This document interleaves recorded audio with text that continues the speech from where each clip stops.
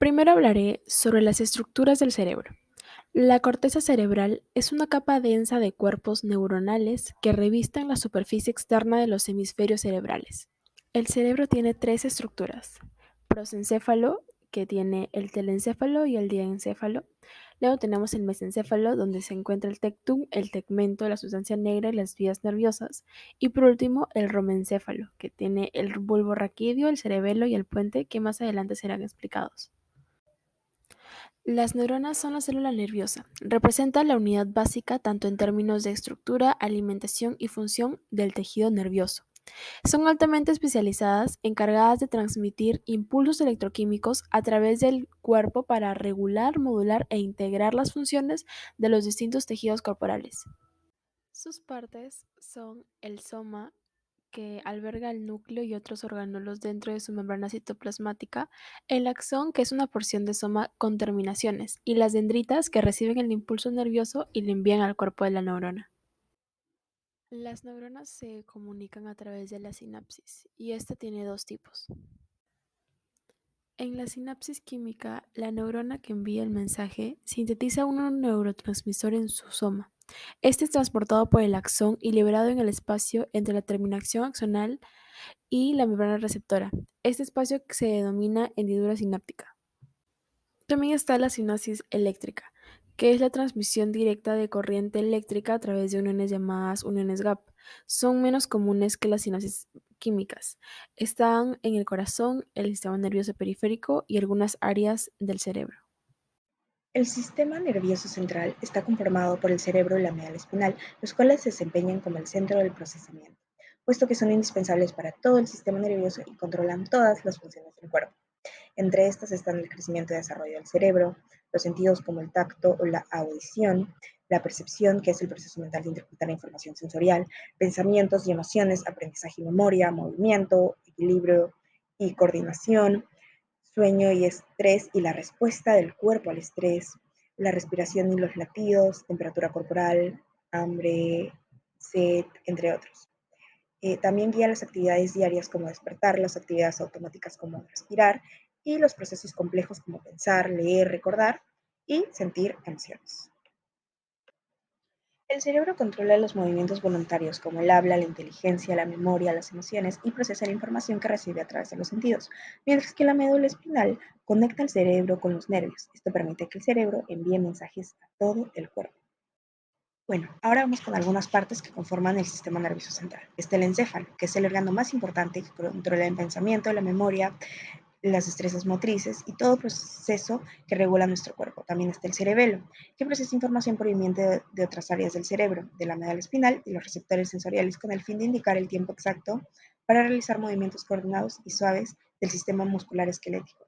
También está el tronco encefálico, que transmite señales entre el encéfalo y la médula espinal y maneja las funciones involuntarias básicas. Vamos con el tálamo, que trabaja y cumple su función de procesar información sensorial y motora. Después está el hipotálamo, que produce hormonas que controlan las necesidades fisiológicas. También tenemos la glándula hipófisis.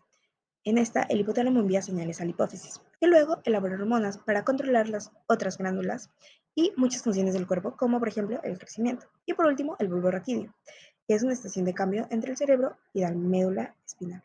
En este caso le vamos a explicar lo que es el sistema nervioso periférico, el cual está constituido por nervios. Existen dos tipos de nervios, tenemos los nervios craneales y los nervios espinales. Funcionalmente, el sistema nervioso periférico se divide en sistema nervioso autónomo y sistema nervioso somático. Ambos pueden ser subdivididos, el primero en simpático y parasimpático y el segundo en motor y sensitivo. El sistema nervioso periférico somático es una parte del sistema nervioso periférico que controla las funciones voluntarias del cuerpo, como los movimientos musculares conscientes, la vista y la audición. Este está compuesto por nervios que transmiten información sensorial desde los órganos sensoriales al sistema nervioso central y nervios que transmiten información motora hasta los músculos esqueléticos, lo que permite la realización de movimientos y acciones voluntarias. Dentro del sistema nervioso periférico somático tenemos los nervios craneales, que inervan principalmente estructuras anatómicas de la cabeza y el cuello. La excepción a la regla la constituye el nervio vago, el cual además inerva varias vísceras torácicas y abdominales. Estos se originan a partir de núcleos específicos ubicados en el encéfalo. Además se clasifican en 3 grupos según el tipo de información que llevan sus fibras: sensitivos, motores y mixtos. Después tenemos los nervios espinales, de los cuales tenemos 31 pares en total: 8 cervicales, 12 torácicos, 5 lumbrares, 5 sacros y 1 coxígeo. Su numeración se relaciona con los niveles vertebrales. Los nervios cervicales se nombran según la vértebra ubicada inmediatamente bajo ellos.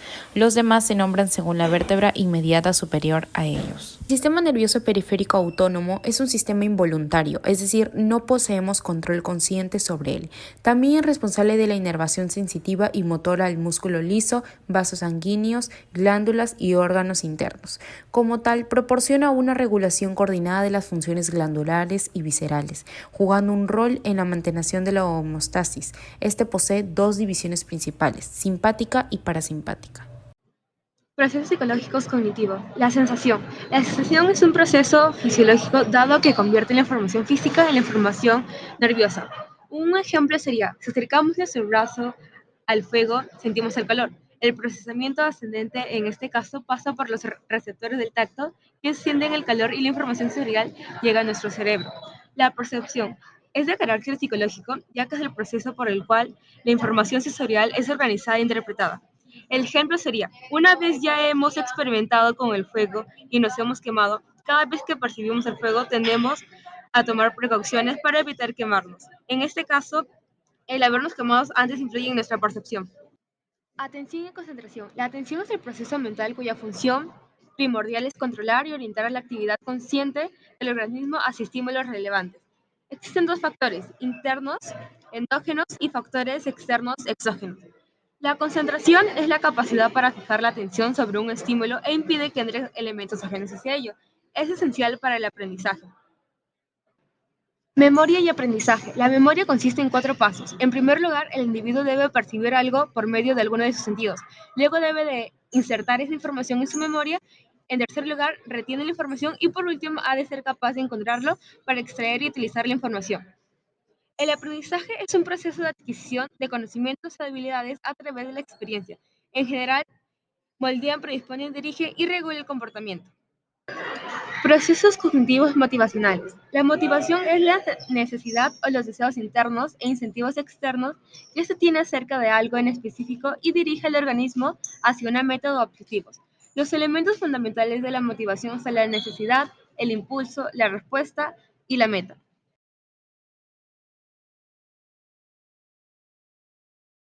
A continuación, les explicaré sobre el sistema límbico. El sistema límbico es el encargado de regular las emociones y presenta un papel fundamental en las respuestas fisiológicas ante ciertos estímulos a los cuales nos vemos expuestos y que nos provocan emociones como el miedo, la ira o la alegría. Por ejemplo, ante una situación que nos provoque miedo, nos mantendrá en estado de alerta. Los órganos del cuerpo están conectados al sistema nervioso y que a su vez está controlado por el sistema límbico. Por tanto, se deduce que el sentir, los estados de ánimo y las emociones son quienes regulan y controlan la expansión o contracción de los órganos de nuestro cuerpo. A continuación, también les explicaré componentes del sistema límbico. Las amígdalas cerebrales están situadas al lado de cada hipocampo y por lo tanto hay una en cada uno de los hemisferios del cerebro. Su papel está relacionado con la respuesta emocional aprendida que despiertan ciertas situaciones, por ejemplo, el miedo a una serpiente, y por lo tanto están involucradas con el aprendizaje emocional y por lo cual tienen un rol importante en el sistema límbico. El hipocampo. El hipocampo tiene una función muy importante en los procesos mentales relacionados con la memoria y el aprendizaje, tanto en la memorización de experiencias e informaciones abstractas como en la recuperación de recuerdos. La corteza cingulada es una parte muy importante del cerebro humano, que se encuentra situada en los 2 hemisferios cerebrales que se encarga de establecer conexión entre el sistema límbico y el neocórtex.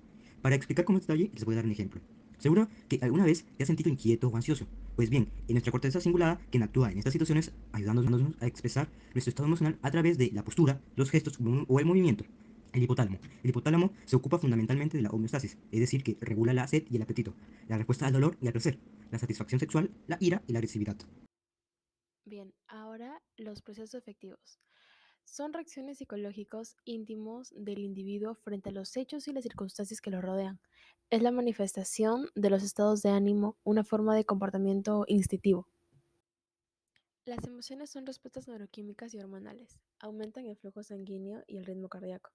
condicionan nuestras acciones, son subjetivas, llegan de manera intempestiva y son estacionales por corto tiempo. También afectan nuestros pensamientos y estado de ánimo. Surgen cuando hacemos una valoración mental. También puede ser de manera interna, con recuerdos e imaginación. Sus funciones son que son adaptativas, motivadoras, informativas y sociales.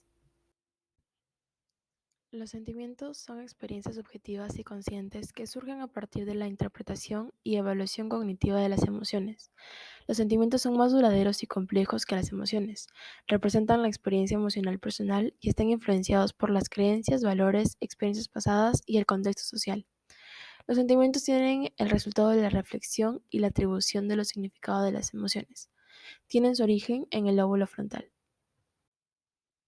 La inteligencia emocional se refiere a la capacidad de reconocer, comprender y manejar nuestras propias emociones y las emociones de los demás de manera efectiva. La Implica la habilidad de percibir y expresar las emociones de manera adecuada, utilizar las emociones para facilitar el pensamiento y la toma de decisiones, comprender y analizar las emociones y regular las emociones de manera saludable y constructiva.